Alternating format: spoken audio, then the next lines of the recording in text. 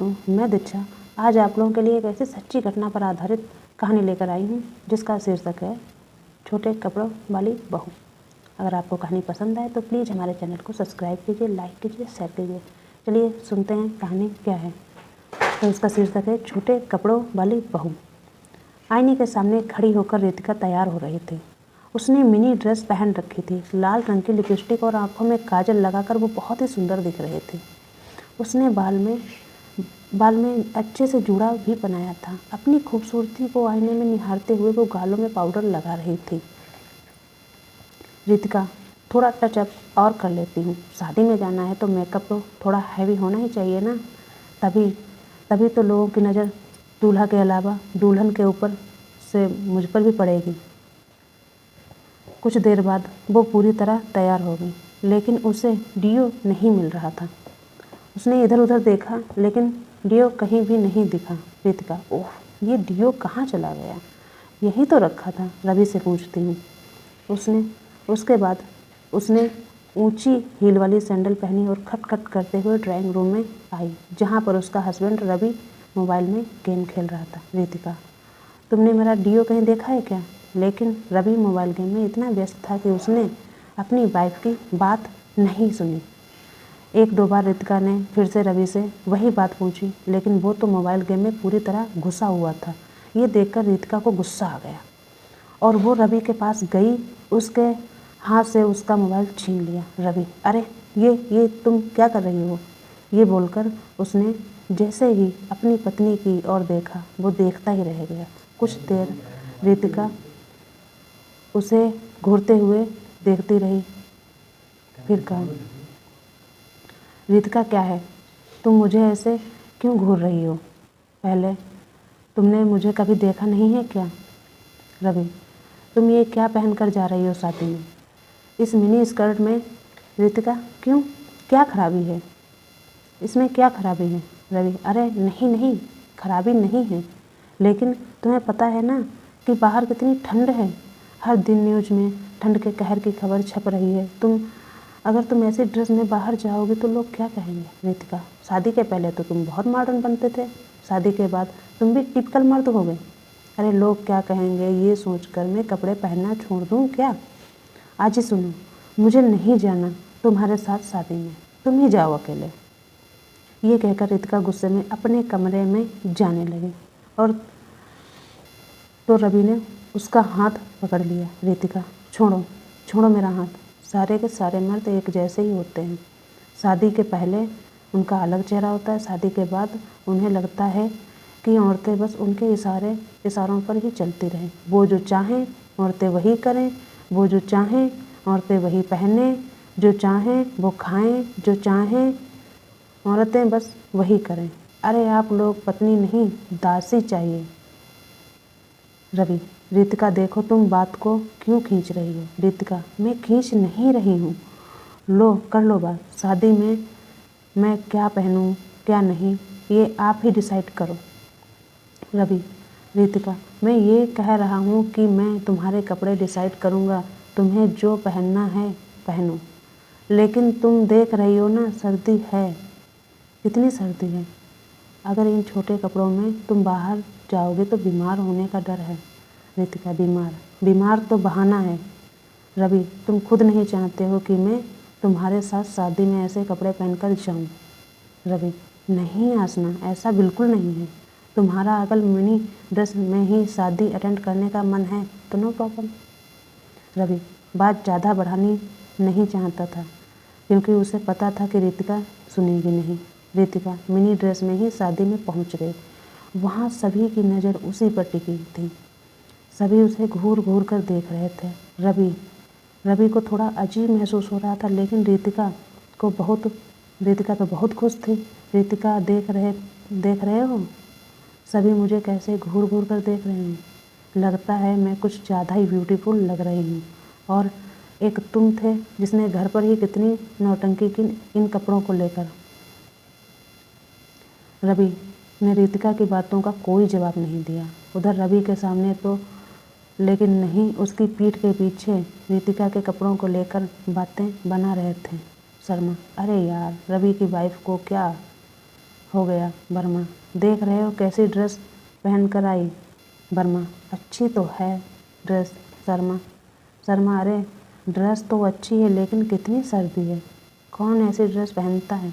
भाई गजब हाल। वर्मा, अरे जिसने ऐसे कपड़े पहने हैं उसे सर्दी नहीं लग रही तो तुम क्यों अपना खून जला रहे हो। चलो अब पेट पूजा का समय हो गया। सुना है शादी में 5 स्टार होटल के शेफ बुलाए गए हैं। खाना खाते वक्त सभी की नज़र रितिका पर ही थी, लेकिन रितिका को लग रहा था कि सभी उसकी खूबसूरती को निहार रहे हैं। रितिका, रवि, सभी लोग मुझे घूर रहे हैं और एक तुम ही हो कि खाने पर टूटे हो। एक सेल्फी तो ले लो। रवि, हाँ सेल्फी, हाँ रुको मैं हाथ धोकर आता हूँ। रवि ने हाथ धोकर सेल्फी ली।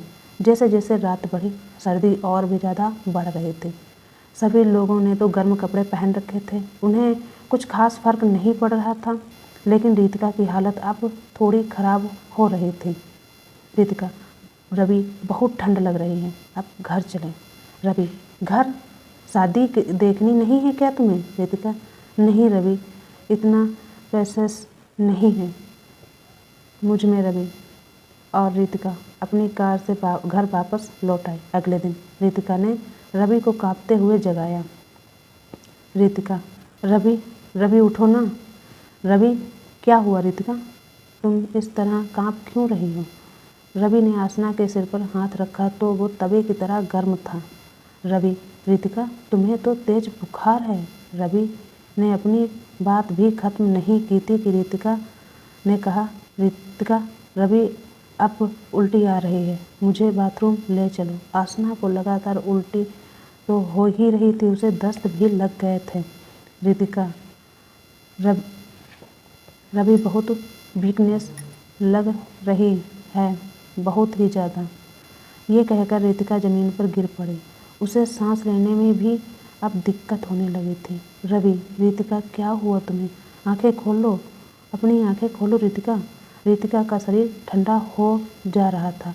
उसकी हालत देखकर रवि बहुत डर गया था और उसी समय उसे अपनी पीठ पर लादकर नीचे ले आया और फिर कार से हॉस्पिटल। डॉक्टरों ने रितिका का चेकअप किया।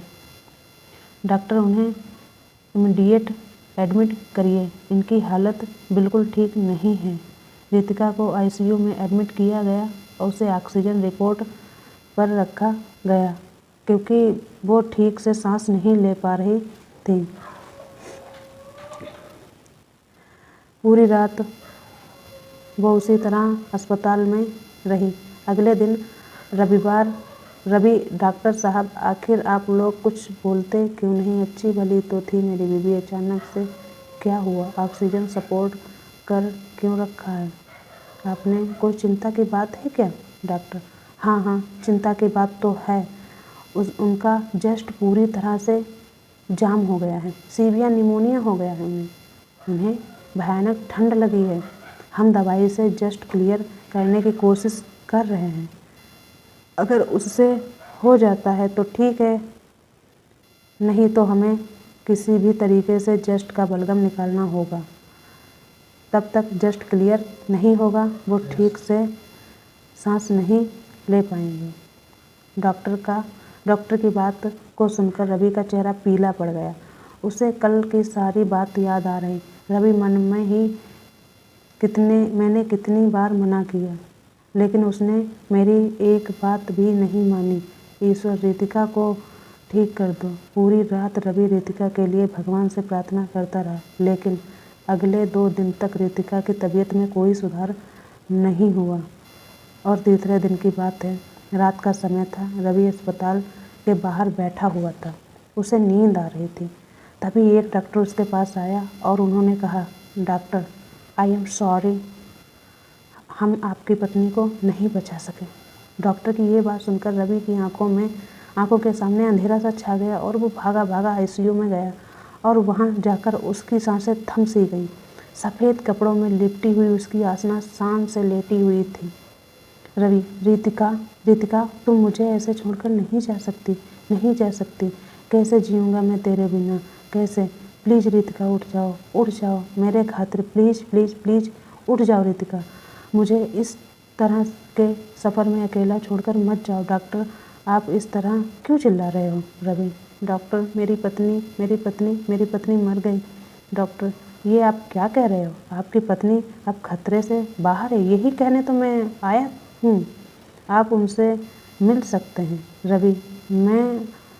रवि को अपने कानों पर विश्वास नहीं हो रहा था।